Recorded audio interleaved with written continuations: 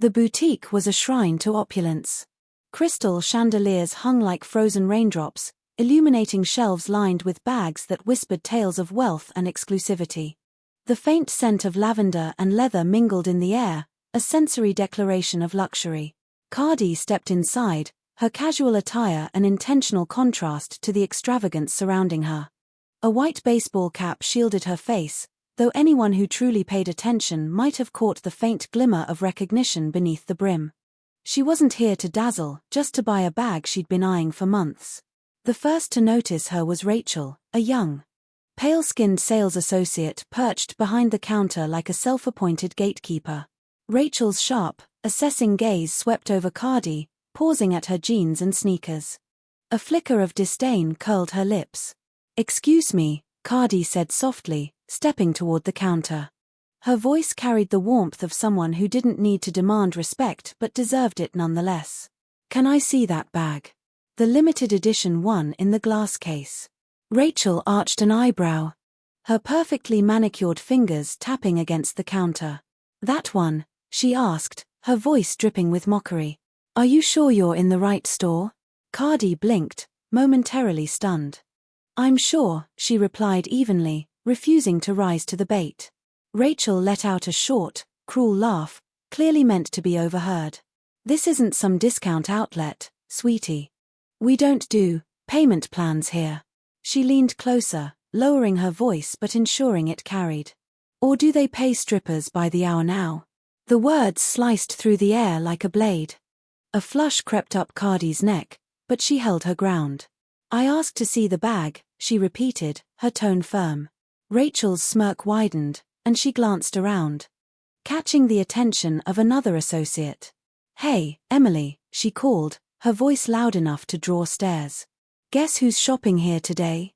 Some washed-up singer who thinks she can buy her way into class."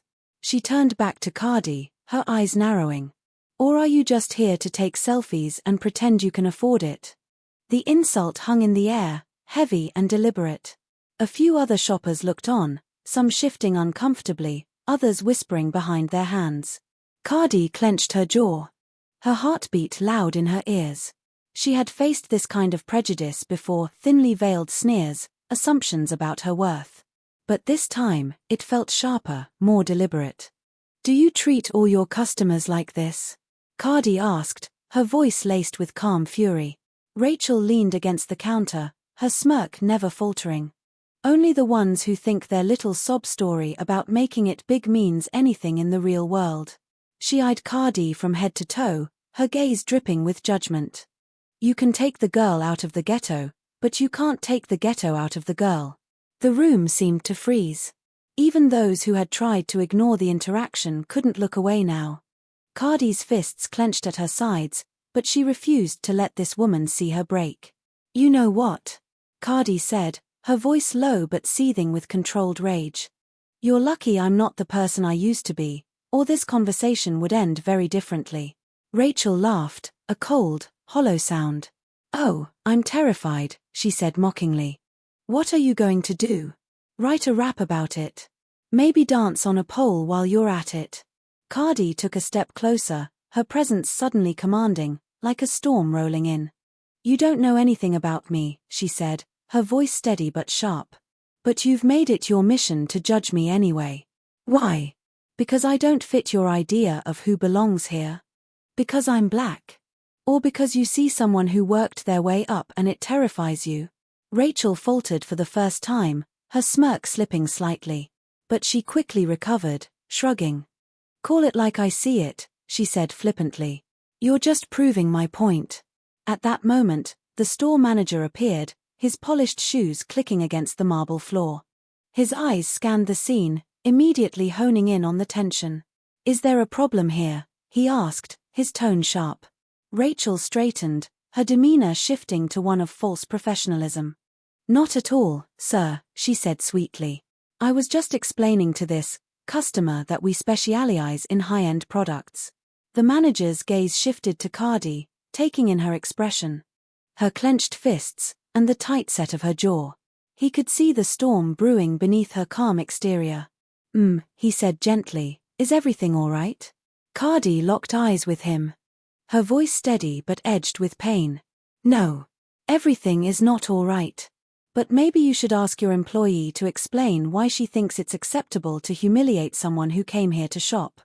The manager turned to Rachel, his expression darkening. Rachel, step into my office. Now. Rachel opened her mouth to protest but thought better of it, her face pale. She shot Cardi a venomous glare before stalking away. The manager turned back to Cardi, his voice softening. I am deeply sorry for what just happened. Please allow me to assist you personally. But the damage had already been done. The air in the boutique felt heavier, charged with unspoken tension. As the manager guided Cardi toward the display case, whispers began to ripple through the room, and Cardi knew this was far from over. The boutique was now a stage, and every shopper played the part of a silent audience. Eyes darting between Cardi and Rachel as the tension crackled like a live wire. The manager, an older white man in a tailored suit, stood between them. His expression shifting from polite concern to something more wary as he absorbed the charged atmosphere. Rachel, the manager began, his tone sharp, I need to understand what's going on here. Rachel crossed her arms, her facade of innocence crumbling as she spoke. Sir, I was just doing my job. We don't cater to people like her. She flicked her gaze toward Cardi. Disdain dripping from every word. You know how it is. Some people walk in here thinking they can throw money around and erase where they came from. The room gasped softly. The implications were unmistakable, and Cardi's body stiffened as if bracing for impact. People like me? Cardi repeated, her voice low and cutting. You mean black people? Rachel didn't flinch. If anything, she seemed emboldened by the attention. You said it, not me, she replied with a shrug. But let's be honest, you're not exactly Chanel's target market, are you? She leaned against the counter, addressing the other shoppers now as if inviting them to agree. I mean, you see it all the time, right? They come in here wearing cheap knockoffs, acting like they belong, and expect us to pretend we don't know. The words hit like a slap, but Cardi refused to let her voice waver. You think because I'm black and dressed casually, I don't belong here? You don't know a damn thing about me. Rachel snorted, her smirk widening. Oh, I know enough.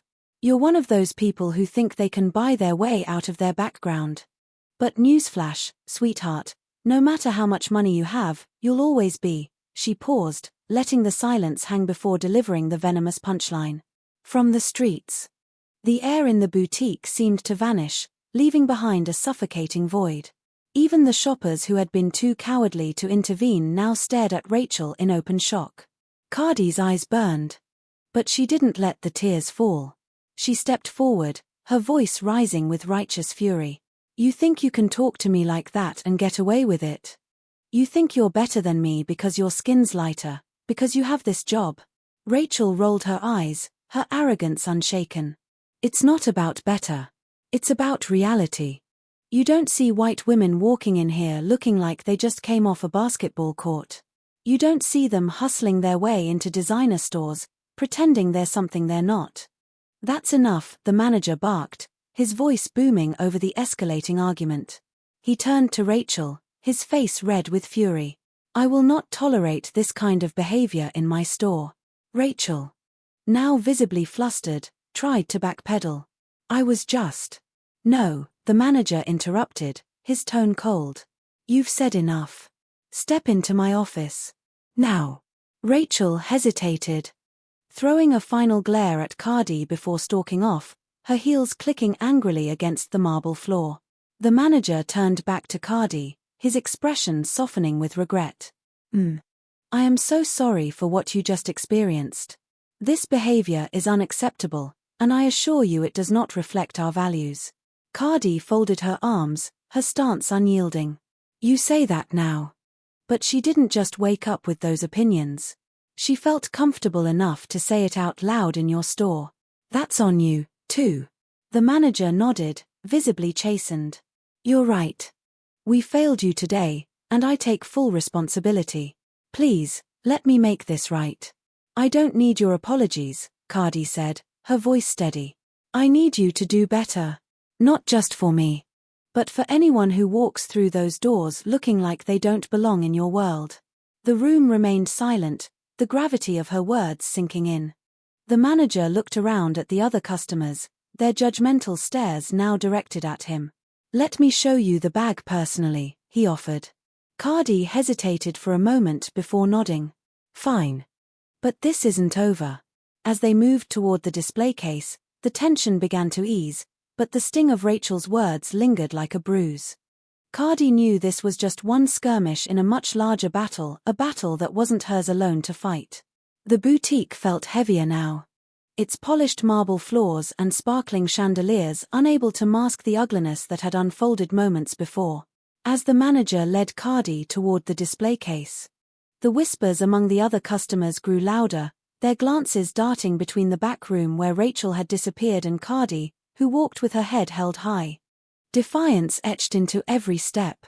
"Here it is," the manager said, carefully retrieving the limited edition bag from its pedestal.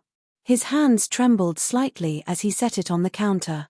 A silent testament to the gravity of the situation. "Please, take your time to examine it." Cardi picked up the bag, running her fingers over its smooth leather. But her attention wasn't on the craftsmanship, it was on the injustice that still hung in the air. She glanced around, her eyes meeting those of the silent spectators. "You all saw what happened," she said, her voice cutting through the murmur of whispers. "You heard what she said. And you just stood there." The crowd shifted uncomfortably, some averting their eyes while others looked down, suddenly fascinated by their phones or the floor. One woman, a middle-aged white customer clutching a designer clutch, finally spoke up. "We didn't know what to do," she said weakly. "Didn't know what to do," Cardi repeated, her voice rising. "When someone spews hate right in front of you, you don't need a guidebook to know what's right. You speak up. You do something. But you stayed silent because it was easier for you." The woman's face flushed, and she looked away, but Cardi wasn't finished. "That silence is part of the problem. It lets people like her think they can say whatever they want and get away with it." The manager cleared his throat, trying to regain control of the situation. "I completely understand your frustration, and I promise Rachel will face serious consequences for her behavior." "Serious consequences?" Cardi turned to him, her eyes blazing. She should have never been in this position to begin with. How many others like me has she humiliated? How many people walked out of this store feeling less than because of her? Before the manager could respond, the door to the back room swung open, and Rachel emerged, her face a mask of poorly hidden defiance. "I'm not apologizing," she announced, her voice cutting through the room. "I stand by what I said." The boutique gasped in unison, the tension skyrocketing. The manager turned on her, his voice low and furious. "Rachel, that's enough. You're fired. Leave now before I have security escort you out." Rachel laughed bitterly, crossing her arms. "Fired? For what?" "Telling the truth. She doesn't belong here. None of them do." Her voice cracked, but she pressed on, fueled by some twisted sense of righteousness. "This store is for people with class, with heritage. Not for people who got lucky and think money can buy them dignity." Cardi took a step forward, her presence radiating an almost palpable power. "You keep talking like you know me," she said, her voice calm but filled with an undercurrent of steel. "But you don't. You don't know the nights I spent working until my hands bled. You don't know the sacrifices I made to get where I am. And you sure as hell don't know the dignity it takes to face people like you every day and not let it break me." Rachel faltered, her bravado cracking under the weight of Cardi's words. "You think class is about the money in your pocket or the color of your skin?" Cardi continued, stepping even closer. "Real class is about how you treat people. And by that standard, you're the one who doesn't belong here." The room erupted in murmurs, a mix of approval and discomfort. The manager stepped between them, holding up his hands. "Rachel, leave. Now." Rachel hesitated for a moment before grabbing her things and storming out, her heels clicking furiously against the marble floor. Cardi turned to the manager, her gaze unwavering. "I'm not here to ruin your business. But if you really care about your customers, you'll make sure no one else ever has to go through what I did today. The manager nodded solemnly. You have my word. I'll make sure this never happens again. Cardi looked at the bag on the counter, then back at the manager. Keep it, she said. I don't need it. With that, she turned and walked out of the boutique, her head held high. The crowd parted for her like waves before a storm, their silence heavy with shame and awe. As the door closed behind her, Cardi felt a surge of pride. She hadn't just stood up for herself, she had stood up for everyone who had ever been made to feel small. The boutique remained quiet, its polished surfaces reflecting a stark truth. Change wasn't just necessary, it was overdue. As Cardi exited the boutique, the sun hit her face. But the warmth did little to soothe the sting of what had just transpired. She glanced at the luxury storefront one last time. Its pristine facade now a stark contrast to the ugliness that had unfolded inside. A group of paparazzi had gathered outside, their cameras clicking wildly, drawn by the commotion. Cardi ignored them, her focus elsewhere. Minutes later, she sat in her car, her hands gripping the steering wheel. The echoes of Rachel's hateful words and the silence of the onlookers played in her mind like a broken record. Her phone buzzed incessantly with notifications, tweets, messages, and news alerts. She opened Twitter and saw her name trending. Someone in the boutique must have filmed the confrontation. The video was everywhere. It captured Rachel's venomous words, Cardi's powerful rebuttal, and the manager's intervention. The caption on one post read, Cardi B teaches a luxury boutique a lesson on racism and classism. Cardi scrolled through the comments. Disgusting behavior from the staff. This is why systemic racism persists. Cardi handled this with so much grace and strength. Respect. This isn't just about her. It's about all of us who've ever been made to feel less than. But there were also dissenting voices. Why do celebrities always play the victim card? Maybe the employee had a point. Money can't buy class. Cardi let out a frustrated sigh. No matter how clear the injustice, there would always be people willing to defend the indefensible. She closed her eyes and steadied her breathing. This wasn't the first time she'd faced adversity, and it wouldn't be the last. But she also knew she couldn't let it end here. Back inside the boutique, the atmosphere remained heavy. Rachel's absence left a palpable void, but her hateful words lingered like a bad smell. The manager was addressing the remaining staff in a tense, hushed tone. We can't let this happen again, he said, his voice stern. From now on, every employee will undergo intensive diversity and sensitivity training. We will not tolerate discrimination of any kind. The staff nodded silently, their expressions a mixture of guilt and resolve. Meanwhile, some customers who had witnessed the incident decided to leave without purchasing anything. A young black couple quietly placed the items they had intended to buy back on the shelves. The woman whispered to her partner, I don't want to give them a dime after what we just saw. The boutique's pristine reputation had been irreparably tarnished. Over the next few days, the incident continued to dominate headlines. News outlets debated the role of racism in high-end retail, while social media buzzed with calls to boycott the boutique. Cardi's name remained at the center of the conversation, her words from the confrontation quoted and shared widely. She didn't stay silent. Using her platform, she went live on Instagram to address her fans and the broader public. I didn't go into that store looking for a fight, she began, her voice steady but passionate. I went in to buy a bag. Like anyone else. But what I got instead was a reminder that no matter how far we've come, we still have a long way to go. Racism isn't always loud or obvious. Sometimes it's a look, a tone, or the way someone makes you feel like you don't belong. But it's there, and it needs to be called out every single time. Her live video garnered millions of views, sparking a wave of solidarity. Fans shared their own stories of discrimination, turning Cardi's experience into a rallying cry for change. A week later, the boutique released a formal apology, promising sweeping changes to their policies and culture. Rachel's dismissal was confirmed, and the manager announced a partnership with a diversity consultancy to overhaul their operations. But for Cardi, the incident wasn't just about one boutique or one racist employee. It was a microcosm of a much larger problem. She announced a donation to organizations fighting racial injustice and pledged to use her influence to amplify marginalized voices. "I can't change the world on my own," she said in a follow-up interview. "But I can spark a conversation. And sometimes, that's enough to start a movement."